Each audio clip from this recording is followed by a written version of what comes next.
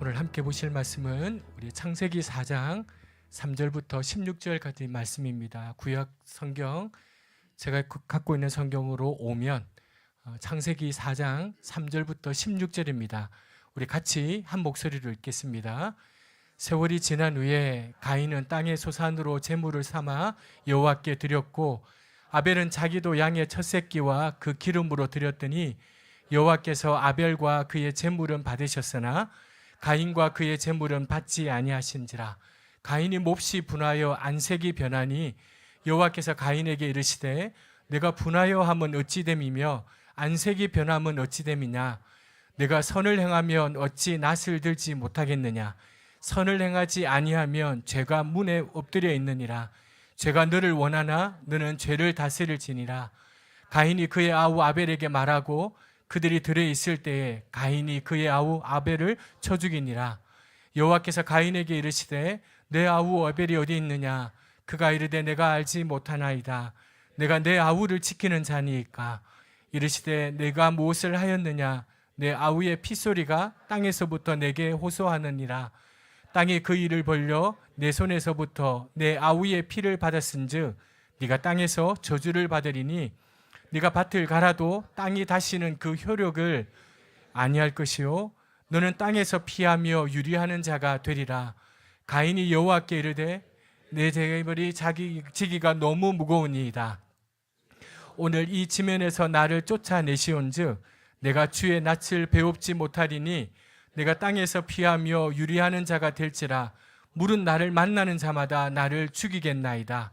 여호와께서 그에게 이르시되 그렇지 아니하다. 가인을 죽이는 자는 벌을 7배나 받으리라 하시고 가인에게 표를 주사 그를 만나는 모든 사람에게서 죽임을 면하게 하시니라. 가인이 여호와 앞을 떠나서 에덴 동쪽 노 땅에 거주하더니. 아멘. 우리 전우자우로 함께 인사하십시다. 한 줄 동안도 수고 많았습니다. 한 줄 동안도 애썼습니다. 네. 지난주 토요일 날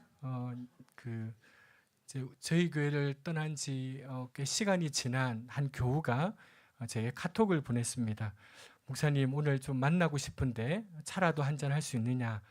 제가 그날 멀리 이제 신방을 좀 갔다 오느라고 저녁이 다 되었어야 토요일 날 돌아왔는데 그 집사님을 만나서요. 너무 오랜만에 만났고 그 집사님은 저희 교회가 한참 이제 몇 명이 안 되고 시작할 때 부부가 함께 저희 교회를 너무 잘 섬겨 주었던 너무 고마웠던 분입니다.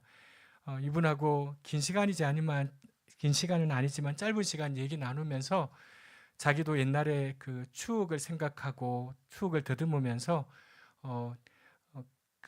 이제 저랑 이런저런 얘기를 나누다가 이분이 이러시는 거래요. 제게 말씀하셨습니다. 목사님이 처음에 개척할 때 건강한 작은 교회를 꿈꾸셨는데 지금도 그 마음은 변치 않으시냐 제가 묻더라고요.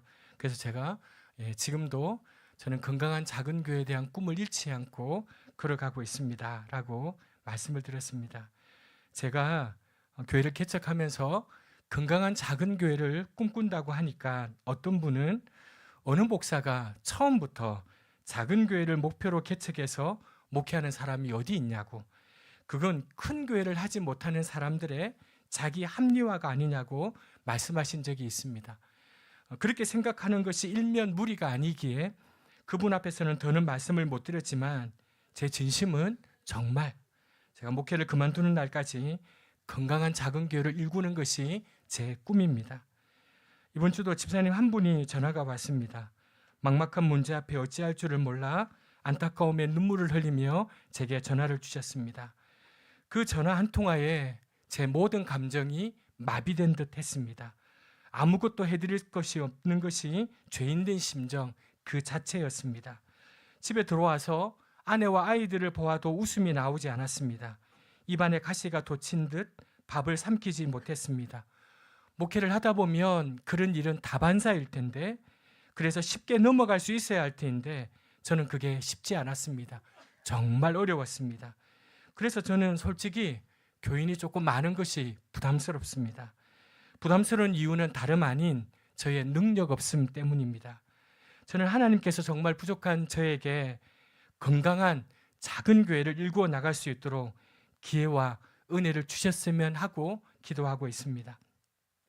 오늘 우리가 읽은 이 창세기는 세 부분으로 나눌 수 있습니다.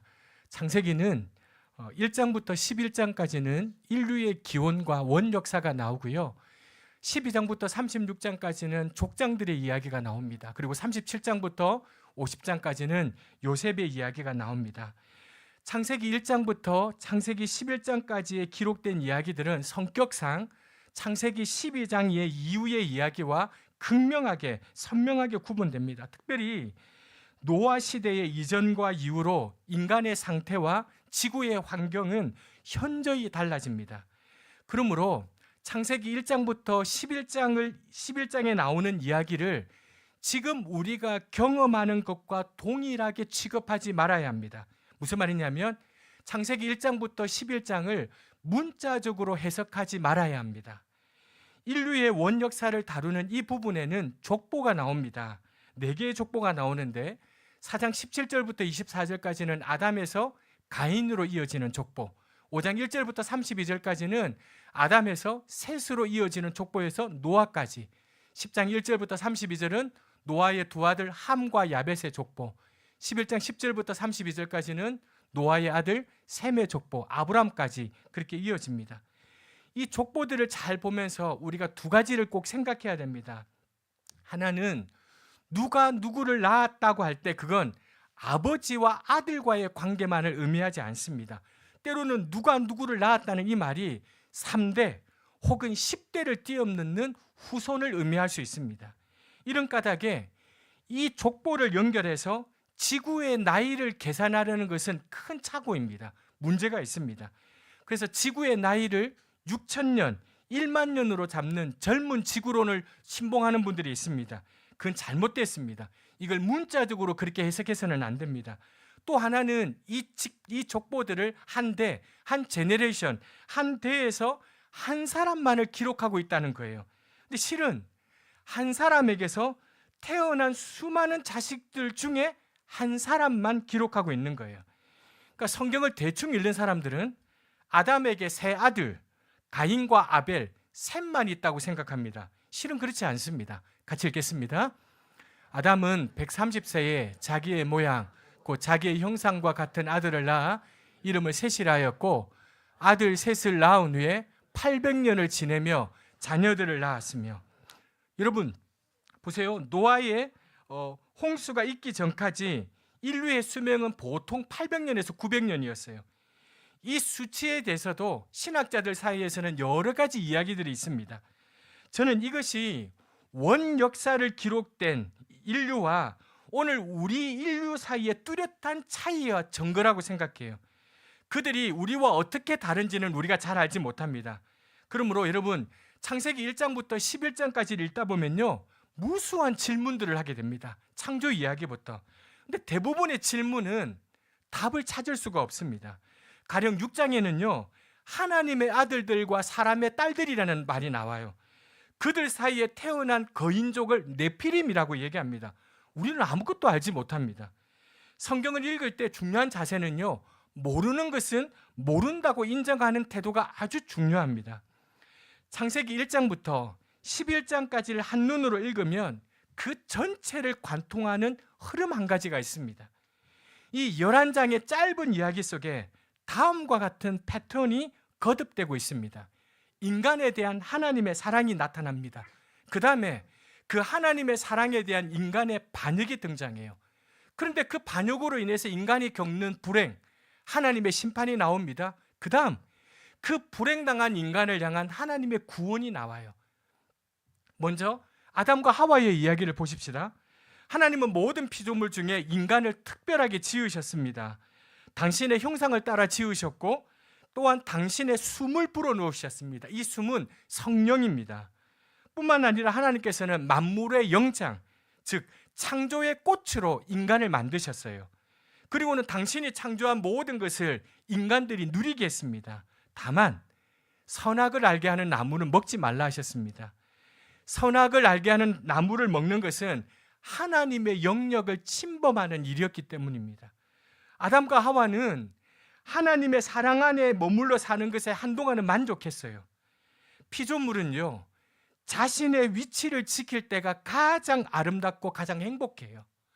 그런데 그들은 그 행복에 질리기 시작했습니다. 사탄은 그들을 유혹할 기회만 찾고 있었습니다. 여러분, 우리 마음에 죄를 향한 갈망이 고개를 들지 않는 한 사탄은 우리를 건들지 않습니다. 우리 마음 안에 죄를 향한 갈망이 고개를 드는 한 사탄이 우리를 노립니다. 그들의 마음에 바람이 딱 들어가자 사탄이 그들을 흔듭니다. 그리고 결국 그들이 먹지 말라고 하는 선악과를 먹게 됩니다. 여러분, 죄는 언제나요 불행을 끌고 오게 되어 있습니다. 둘 사이에 사랑의 금이 갔습니다. 진실한 사랑 안에서는 그들은 상대방을 자기처럼 여겼습니다. 내 살, 내 뼈라고.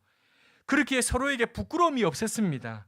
하지만 하나님에게 등을 돌리자마자 그들은 서로를 다른 사람으로 보게 되었습니다.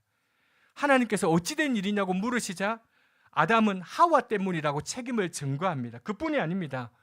하나님께서는 그들의 죄에 대해 형벌을 내리십니다.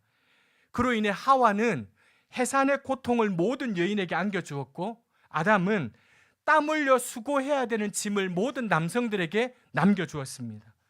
그런 다음 하나님이 그들을 영영히 버리셨습니까? 아닙니다. 하와와 아담에게 심판을 선언하신 다음에 하나님은 이렇게 행동하십니다. 같이 읽겠습니다. 여호와 하나님이 위하여, 여기 가죽 옷은요, 그러니까 우리가 성경을 볼 때 이게 무슨 옷일까, 모피일까 이런 거 생각하면 안 돼요. 이 가죽 옷은 하나님께 등을 지고 죄를 범한 인간을 하나님이 영영히 버리시지 않겠다는 상징이에요. 이 가죽 옷은요, 인간은 하나님께 등을 돌렸고 하나님은 그에 상응하는 징벌을 내리셨지만 그게 끝이 아니었다는 거예요. 하나님은 여전히 그들을 보호하시고 그들을 돌보시고 회복의 길을 마련해 주셨어요. 여러분, 오늘 본문의 가인의 이야기도 똑같은 패턴이에요. 가인은 동생 아벨의 제사는 받으셨으나 자신의 제사는 받지 않은 하나님께 분노했어요. 이런 경우 우리는 대부분 다른 누군가에게 화를 내기 전에 자신을 돌아봐야 돼요. 가인은 왜 하나님께서는 내 제사를 기뻐하지 않으시냐고 질문했어야 돼요. 하지만 그는 하나님께 분노했고 또한 동생 아벨을 시기했습니다. 마치 자신에게 와야 될 하나님의 사랑을 동생이 빼앗아간 것처럼 생각했습니다. 그래서 하나님께서 가인에게 이렇게 말씀하십니다. 같이 읽겠습니다. 내가 분하여 하면 어찌 됨이며 안색이 변하면 어찌 됨이냐. 내가 선을 행하면 어찌 낯을 들지 못하겠느냐. 선을 행하지 아니하면 죄가 문에 엎드려 있느니라. 제가 너를 원하나? 자, 개역 개정판은 이렇게 되어 있는데요, 세번역 성경을 한번 읽어볼게요. 어찌하여 내가 화를 내느냐? 얼굴빛이 달라지는 까닭이 무엇이냐? 네가 올바른 일을 하였다면 어찌하여 얼굴빛이 달라지느냐? 내가 올바르지 못한 일을 하였으니 죄가 너의 문에 도사리고 앉아서 너를 지배하려고 한다. 너는 그 죄를 잘 다스려야 된다. 여러분, 이 본문이 세번역으로 바꾼 이 본문이에요, 죄의 본질에 대해서 정확하게 설명하고 있어요. 죄는 어떻다고요? 나의 문지방에 도사리고 앉아서 빌미가 생기길 기다리고 있어요. 이게 죄예요. 아담과 하와의 마음에 죄를 향한 욕망이 딱 생기자 사탄이 그들을 넘어뜨린 것처럼 죄는요, 우리 앞에 문지방에 딱 웅크리고 앉아서 기회를 노리고 있어요. 딱 기회를 노리고 있어요. 그걸 알기 때문에 우리가 해야 될 일이 뭐냐면 죄에 빌미를 주지 않기 위해 조심해야 돼요. 불행히도 가인은요, 하나님의 경고를 무시했어요.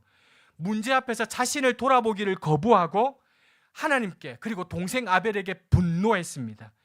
그 분노가 점점 커지자 문지방에 웅크리고 앉아서 기회를 보던 죄가 덥석 물었습니다. 동생을 데리고 나가서 동생을 죽여버립니다. 경쟁자를 없애면 하나님의 사랑이 자신의 목이 될 것이라고 착각했습니다. 하지만 그건 더 큰 죄로 그를 끌어들였습니다. 가인은 그 죄로 인해 불행을 자초했습니다. 뿐만 아니라 하나님은 가인에게 무거운 형벌을 내립니다. 같이 읽겠습니다. 땅이 그 입을 벌려서 내 아위의 피를 받았은즉 네가 땅에서 저주를 받으리니 내가 밭을 갈아도 땅이 다시는 그 효력을 내게 주지 아니할 것이요 너는 땅에서 피하며. 그래서 가인이요, 이렇게 하나님이 가인에게 이야기하니까 가인이 하나님께 호소합니다. 같이 읽겠습니다. 내 재벌이 지기가 너무 무거우니이다. 주께서 오늘 이 지면에서 나를 쫓아내시온즉 내가 주의 낯을 피웁지 못하리니 내가 땅에서 피하며 유리하는 자가 될지라. 물은 나를 만나는 자마다. 여러분, 이 형벌은 짊어지기가 너무 무겁다는 거예요. 오늘 이 땅에서 저를 쫓아내시니까 하나님 뵙지도 못하고 이 땅에 쉬지도 못하고 나는 떠돌아다니게 될 것인데, 그렇게 되면 저를 만나는 자마다 저를 죽이게 될 것입니다 라고 얘기합니다. 자, 이 대목에서 또 이런 사람들은 이렇게 질문해요. 당시에 사람이라고는 아담과 하와, 아벨이 죽었으니까 가인밖에 없는데 가인은 왜 저를 만나는 사람보다 저를 죽이려고 하겠냐, 이렇게 생각을 합니다. 그 사람들은 어떤 사람들입니까? 아까 제가 이 질문 앞에 지적한 대로 족보에 대한 오해 까닭이에요. 족보에 언급된 이름은 수많은 자녀 중에 한 사람이에요. 여러분, 아담은요, 가인과 아벨 그리고 셋을 낳은 후에도 많은 자녀들을 낳았습니다. 아담이 살아있는 동안에요, 직계만으로 따져도 적어도 8대손까지 낳았어요. 이렇게 보면 아담이 셋을 낳은 후에 800년 동안요, 인구는 기하급수적으로 늘어났어요. 가인이 다른 사람들을 두려워하는 것이 결코 이상한 일이 아니에요. 가인이 이렇게 두려워 떨자 하나님은 그렇지 않다. 너를 죽이는 자는 7별, 7갑절로 벌을 받을 것이다. 그러니 너 괜찮다 말씀하신 후에 표를 찍어 주셨습니다. 이 표가 어떤 표인지, 어디에 찍었는지 우리는 알 수가 없어요. 하지만 하나님은 죄로 인해 불행과 저주를 당한 이 가인을 완전히 버리시지 않고 희망의 단초를 마련해 주셨어요. 노아의 이야기도 마찬가지입니다. 노아의 시대에 인간의 죄악은 극에 달했어요. 이 타락상에 성경은 이렇게 말합니다. 같이 읽겠습니다. 그때에 온 땅이 하나님 앞에 부패하여 포악함이 땅에 가득한지라. 하나님이 보신즉 땅이 부패하였으니. 여러분, 히브리 어법에 3번 반복하는 것은 최대 강조입니다. 거룩하시다, 거룩하시다, 거룩하시단 말은 최대치의 거룩을 의미합니다. 오늘 본문에도 부패했다, 부패했다, 부패했다. 그리고 마지막에는 뭐라고 얘기합니까? 모든 행위가 부패했다. 하나님의 기준으로 볼 때 최악으로 썩어 있다는 거예요. 그로 인해 하나님은 이 노아 시대를 물로 심판하기로 작정합니다. 하지만 이 심판 앞에서도 하나님은, 그분은 구원을 위해 배려를 잊지 않으셨어요. 하나님과 동행했던 사람, 당대에 의롭고 흠이 없었던 한 사람 노아를 부르셔서 방주를 마련하십니다. 인간의 죄악으로 인해 진노하셨지만 끝내 인간에 대한 미련을 버리지 못하셨어요. 바벨탑의 이야기도 마찬가지예요. 사람들은 도시를 세우고 하늘에 닿도록 탑을 높이 쌓았어요. 문제는 건축물이 아니에요. 하나님이 되고자 하는 그들의 마음이에요. 아담과 하와가 선악과를 따먹은 것이나 하늘의 탑을 높이 쌓은 것이나 동기는 동일해요. 뭐예요? 피조물의 자리를 벗어나는 거예요. 하나님의 자리를 탐하는 거예요. 자신이 하나님 되려는 마음이에요. 하나님께서 인간의 은혜를 흩어놓으심으로 그들의 계획을 좌절시킵니다. 그로 인해 하나로 결집되어 있던 인류는 이제 사방으로 흩어져서 각자의 은혜로 살게 됩니다. 인간의 반역에 대한 하나님은 다시금 심판으로 대응하셨어요. 하지만 이번에도 하나님은 인간을 영영히 버리지 않으셨어요. 11장에 보면 이 바벨탑의 이야기에 이어서 셈의 족보가 나와요. 그 족보는 마침내 누구에게 이르냐면 데라에 이르고 데라의 세 아들 중 아브라함에게 이릅니다. 아브라함의 이야기는 우리가 잘 알다시피 이제 창세기 12장에 보면 본격적으로 시작되는데, 그건 바로 바벨탑 사건으로 인해 드리워진 진한 어두움이 거쳐지는 한 줄기 소망의 빛으로 셈의 족보 마지막에 아브라함이 등장합니다. 온 민족을 흩어놓으신 하나님께서 아브라함을 선택해서 온 민족을 구원하는 계획을 마련해 놓으신 거예요.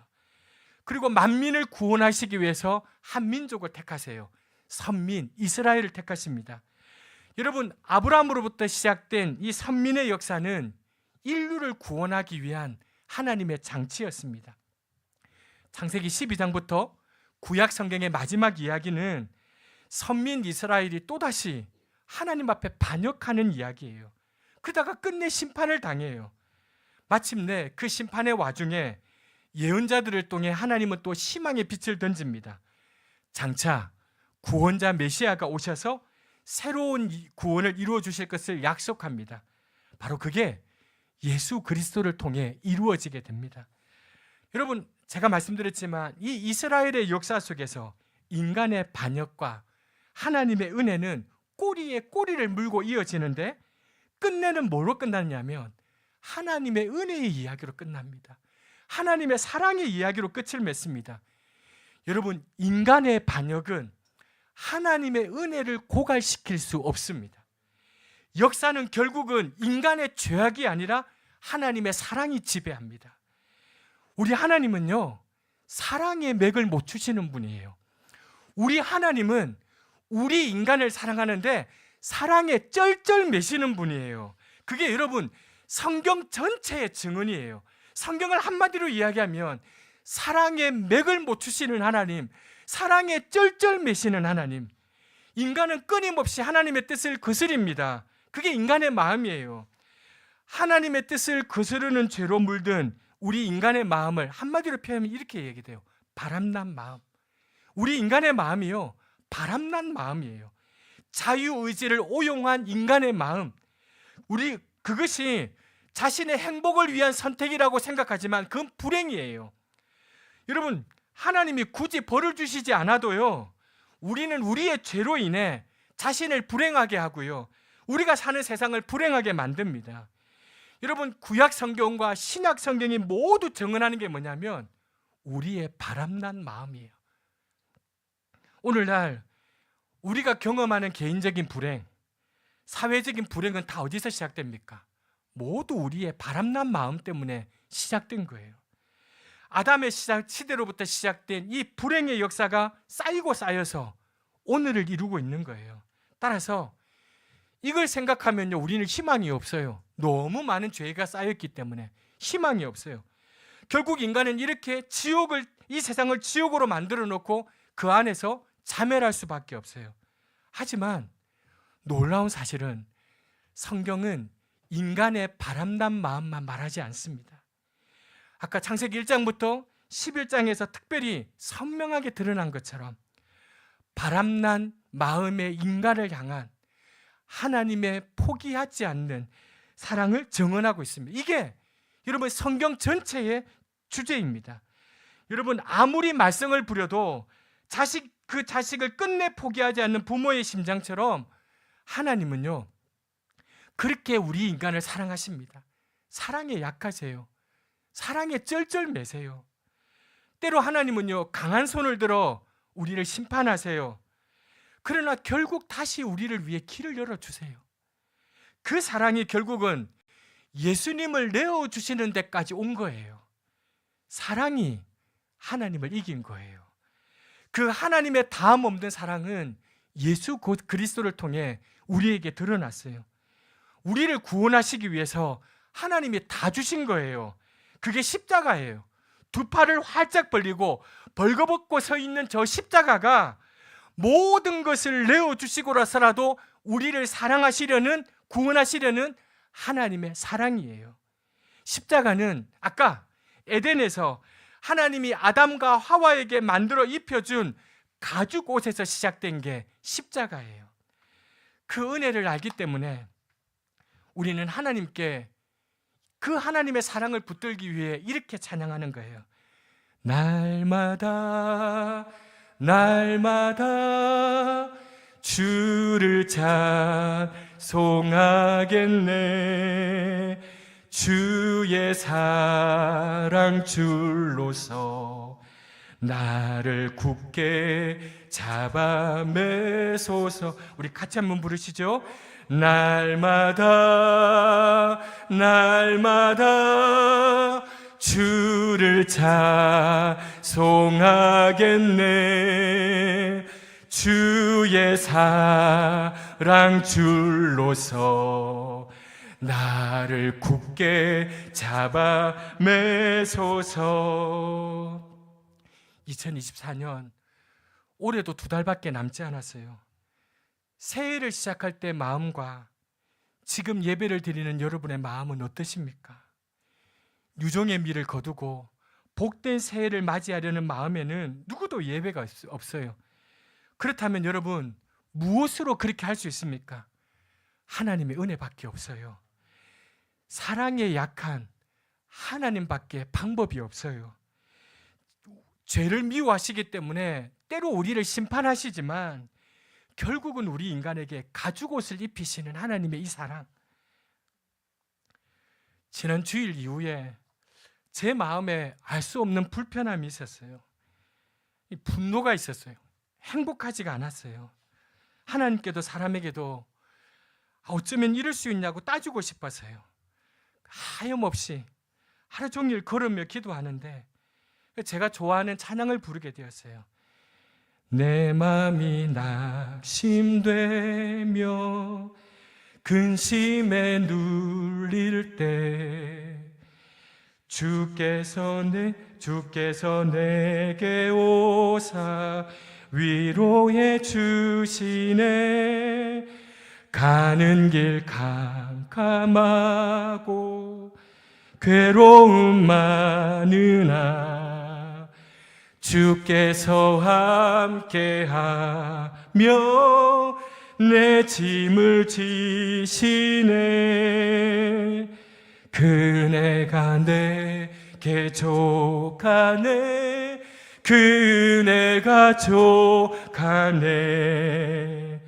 이 괴로운 세상 지날 때 그네가 족하네. 이 찬양을 계속 부르는데요, 근데 선뜻 수긍하기가 힘들었어요. 은혜가 족하다고요, 하나님? 무슨 은혜가 족해요? 하지만 이 곡을요, 제가 수십 번 반복해서 계속 불렀어요. 그때 제 마음이 하나님께 접속이 되었어요. 예수님은 모욕을 당하고 매도 맞고 십자가에 처형당하게 하셨지만 한순간도 하나님을 원망하지 않았고 사랑의 선한 싸움을 중단하지 않았어요. 그 예수님을 낙심시킬 수 있는 것은 세상에 아무것도 없었어요. 그 사실에 제 마음이 눈을 뜨자 현실이 달라 보였어요. 희망이 사라진 것 같을 때, 싸움이 맹렬하여 두려움 뜰 때, 번민이 가득 차고 눈물이 흐를 때 주님의 능력이 우리에게 공급돼요. 당신의 은혜를 거듭 망각하고 죄의 길을 탐하는 우리를 하나님이 영영히 버릴 만도 한데 그분은 다시 우리를 불쌍히 여기시고 우리를 구원해 주세요. 여러분, 사실 그 정도로 은혜를 입었다면요, 더 이상 그분의 품을 떠날 생각을 하지 말아야 되는데 우리 이 바람난 마음은요, 어느새 그 은혜를 곤태료히 여기고 또다시 죄를 탐해요. 그럼에도 우리를 향한 하나님의 은혜는 고갈되지 않아요. 우리를 향한 하나님의 사랑은 고갈되지 않아요. 모든 것이 깨어진 것 같고 무너진 것 같은 그 자리에서 하나님이 살 길을 열어주시고 우리에게 구원을, 은혜를 베풀어 주세요. 사랑하는 교우 여러분, 때로 우리에게 일어나는 수많은 일들이 이해할 수 없고 설명할 수 없어요. 모두 인간의 바람난 마음으로 인해 이 세상은 더욱더 불행과 비극이 쌓여갈 거예요. 이런 세상에 살면서 어떻게 하면 안전할 수 있겠어요? 무엇으로 우리 삶을 든든하게 붙잡고 걸어갈 수 있겠어요? 하나님의 사랑이에요. 그분의 은혜예요. 그분의 사랑 안에 머물러 있으면, 그 사랑 안에 있으면 절대 불행은 끝까지 불행으로 끝나지 않아요. 어떤 불행도 끝까지 불행으로 끝나지 않아요. 그래서 저를 위해서, 여러분들을 위해서 간절히 기도합니다. 저희 바람난 마음을 든든히 붙들어 매셔서 주님의 그 사랑 안에 머물 수 있기를, 때를 죄를 탐하고 때로 죄에 넘어져도 끝내 우리를 포기하지 않으시는 하나님의 은혜를 의지하며 살아가게 되기를.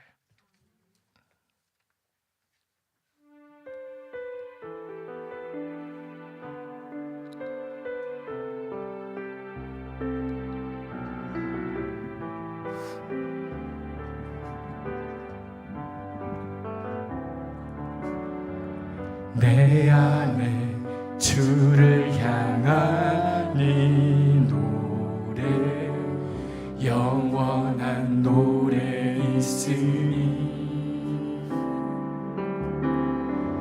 날 향한 주님의 크신 사랑 영원히 찬양하리라. 우리 한 번 더 내 안에 주를 향한 내 안에 주를 향한 이 노래 영원한 노래 있으니 날 향한 주님의 크신 사랑 영원히 찬양하리라. 영원히 찬양하리라.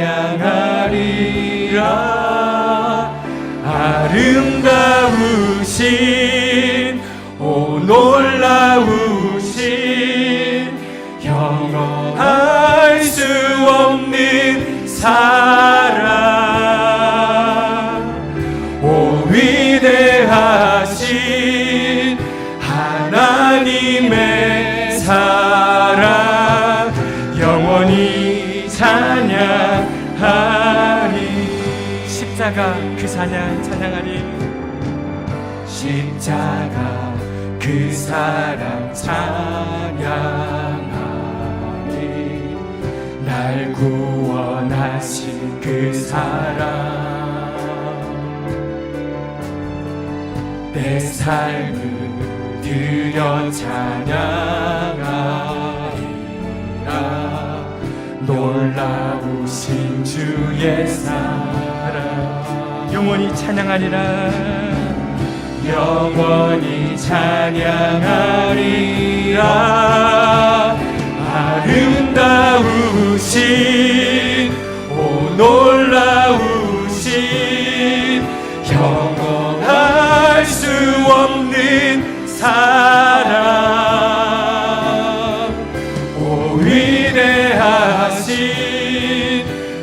하나님의 사랑 영원히 찬양. 아름다우신 오 놀라우신 아름다우신 오 놀라우신 영원할 수 없는 사랑 오 위대하신 하나님의 사랑 영원히 찬양. 그렇습니다. 주와 같은 분 없으십니다. 주와 같은 분 없네. 주와 같은 분은 없네. 이 세상 그 누구도 주와 같은 분은 없네. 누구도 비길 수 없네. 아름다우신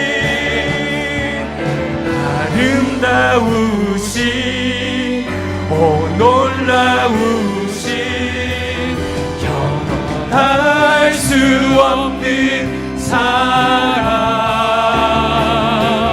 오 위대하신 하나님의 사랑 영원히. 우리 한 번 더 큰 소리로 우리 하나님을 찬양하십시다. 아름다우신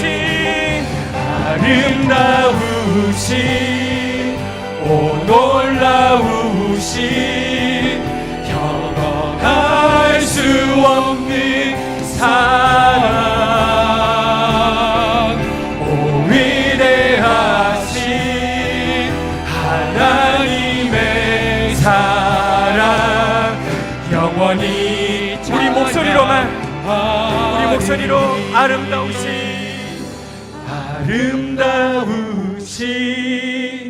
오 놀라우신 영원할 수 없는 사랑 오 위대하신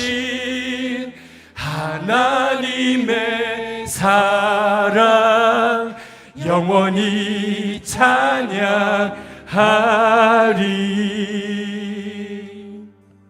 이 시간에 우리 함께 기도할 때 하나님, 우리의 이 바람난 마음, 어쩔 수 없는 이 바람난 마음, 내가 당하는 이 고통, 내가 당하는 이 어려움은 어쩌면 제 바람난 마음 때문에 당하는 일일지도 모릅니다. 그래서 어쩌면 소망 없고 어쩌면 이것으로 끝날지도 모릅니다. 그러나 이 바람난 마음을 향한 우리의 사랑, 우리의 마음을 포기하지 않으시는 하나님의 그 사랑, 아름다우시고 영원하시고 놀라우신 그 하나님의 사랑, 그 사랑 안에 머물게 해주시옵소서. 하나님, 우리 바람난 마음을 하나님의 그 사랑으로 든든히 메워주십시오. 때로 죄를 탐하고 때로 죄 때문에 넘어질지라도 끝내 우리를 포기하지 않으시는 이 하나님의 은혜 안에 하나님의 은혜를 의지하며 살아갈 수 있게 해주시옵소서. 우리 같이 오늘 주신 말씀 가지고 기도하겠습니다.